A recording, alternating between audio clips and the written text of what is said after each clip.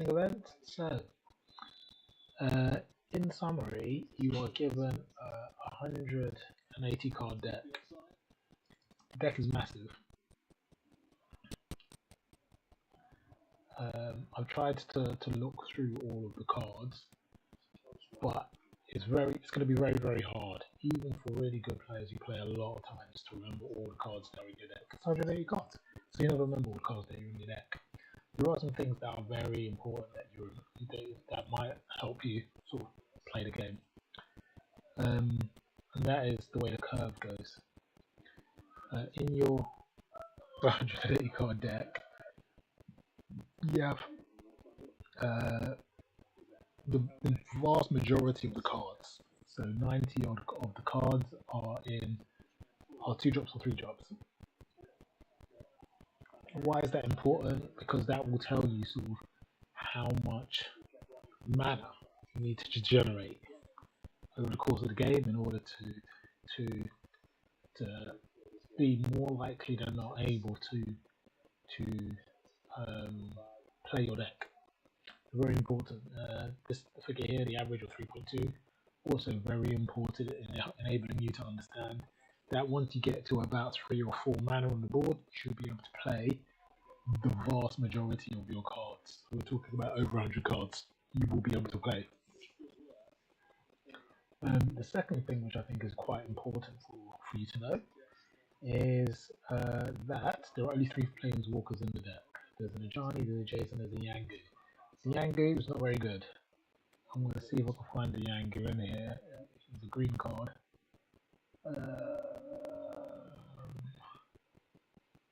There he is. Doesn't do very much, as you can see. He doesn't do very much. Small picture, as in he only sort of puts 1/1 counters on the creature, and he can only do that 3 times. So, big picture, he turns your things with 1/1 counters into mana. Should you want to play bigger things? I doubt you want to play bigger things. The second thing, the other 2 planeswalkers in here are Ajani and Jace. The Ajani they've given you is I think it's our white friend, I'm not sure. Our white 4-drop friend. Let's see what I think it is. I might be wrong. I could be really wrong. Let's see if we can find Ajani. And what's the last one? Might as well find them both. Jace. They're giving you big Jace.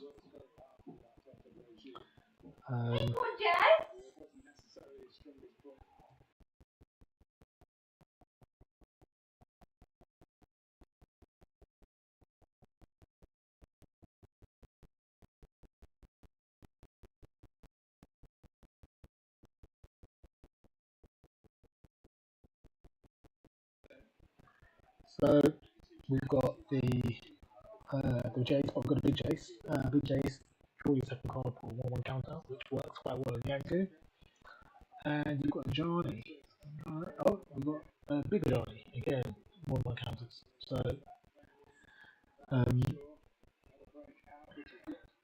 but what's actually more interesting is to have a look at the very expensive cards they've given you.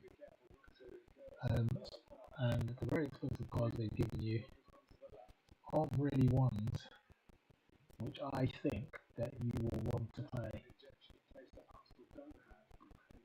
The only ones which I think are killers are Embercleave, Fiery Emancipation.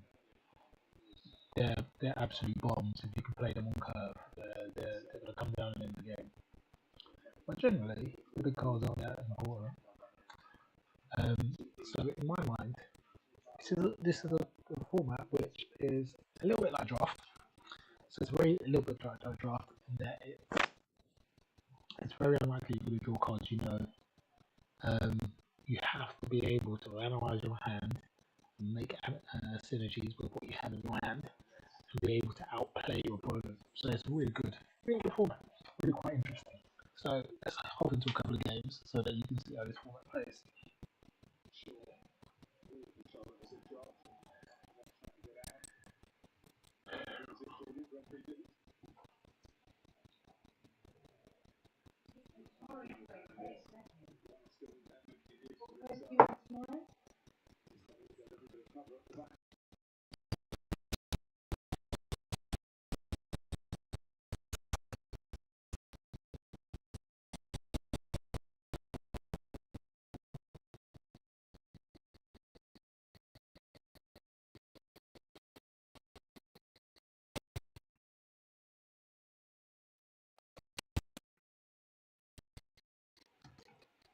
Okay, so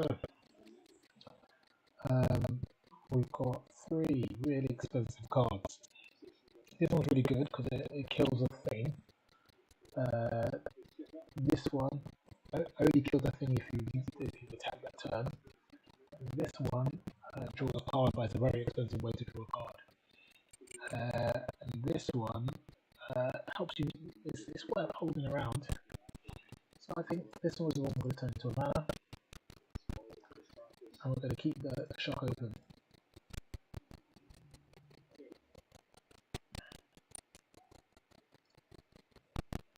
So he's making more mana.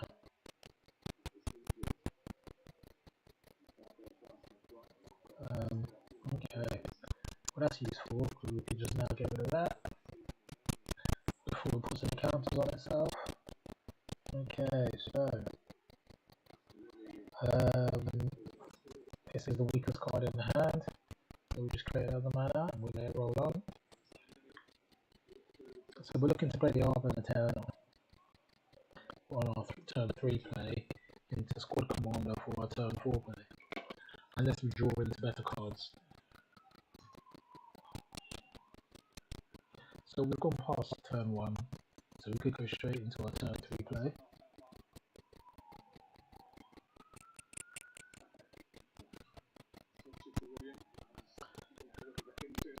The good thing about this creature is it gives me 2 for 1. If of course I'm able to resolve it. Which is quite interesting. Okay.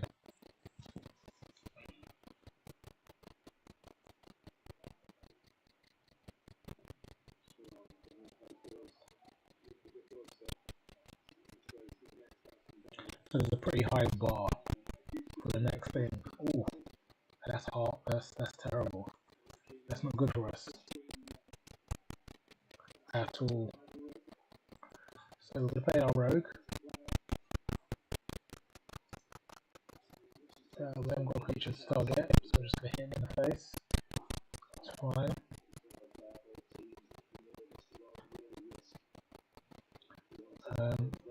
Now the reason I played this one rather than this one is because my hope is to attack with this and to use whatever this is.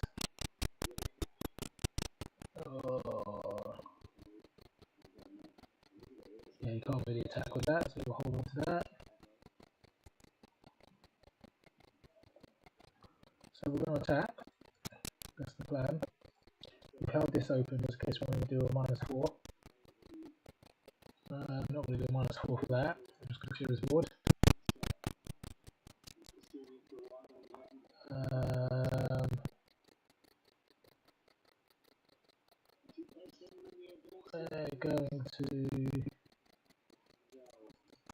We're going to make 1 more mana. So we could play out of Devastation if we need to. And there you go.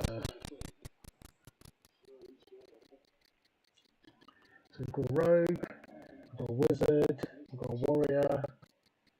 We need a cleric before we've got a party.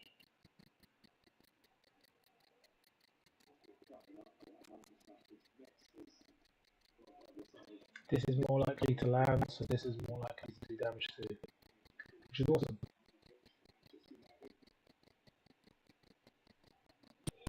Now, if ever this board gets too out of control, I've got out of Devastation to reset the board, so there's no need to panic. So this is a very good looking game so far. The aim here, of course, is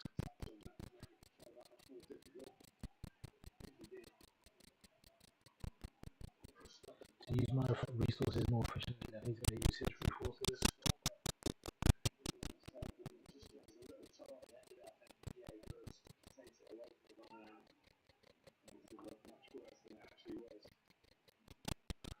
Okay, so We're going to attack with both.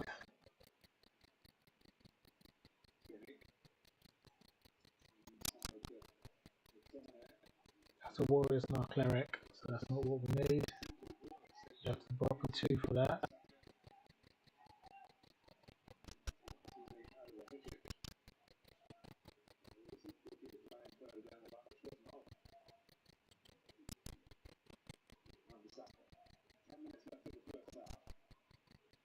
You gonna okay. No, it'll cost you 2. Okay, that's fine. So we're gonna clear his board here.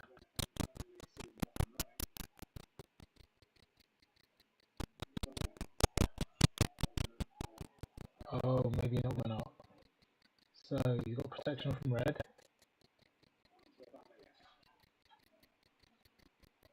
So we are going to play the wizard. And we're just going to hit him in the face. Okay, 5.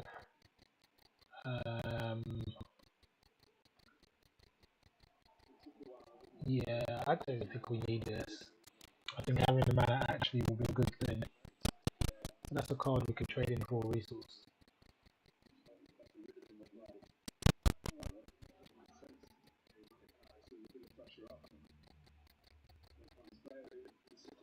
So he's still got 1 card in hand. So the question is whether we can encourage him. Okay. So this is not useful to us, so we can toss this. And I actually think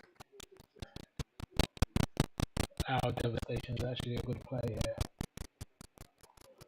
Of course, he's got this value engine here, which is a pain. But we've got the mana advantage. He's got a card advantage, so it's nowhere equal.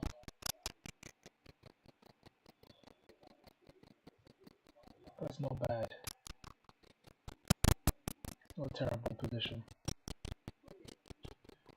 Okay. So we're going to go to cleric. So we could get 2, so that's fine. And we're going to hold this open.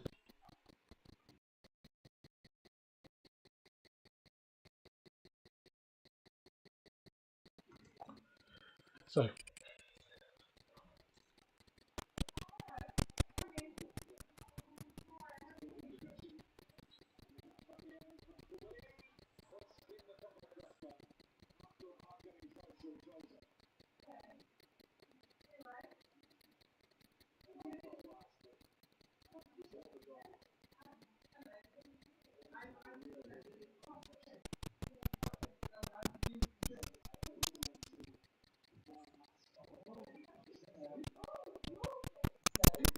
not good.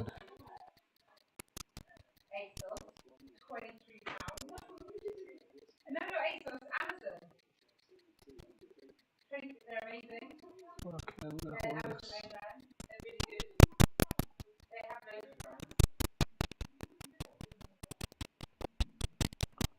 Okay.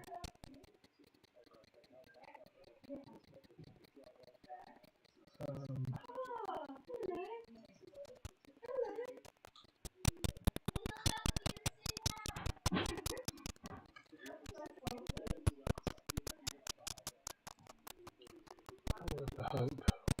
There you go.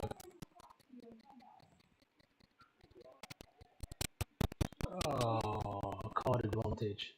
He was ahead already. It's outrageous.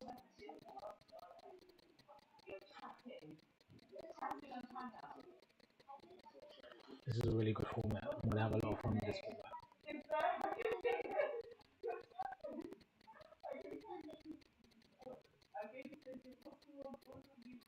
So it's about efficiency in the way we trade this time around.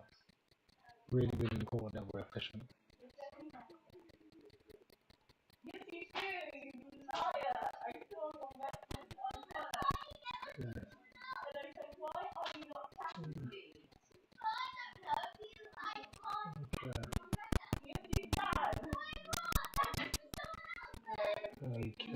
So we want to trade that one. We want to trade this one. And these are how the trades should go.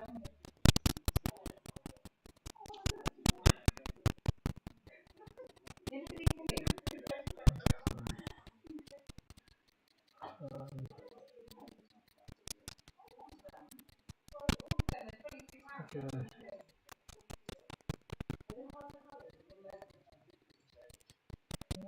All we need.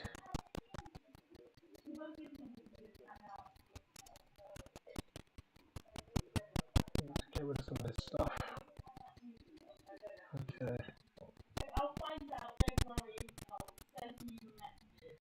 That's GG. Okay. And there you have it. A quick demo of the game, the top format. I think this is a really interesting format, and I'm going to be having a lot of fun playing with this format. Please watch these, sort this bug out.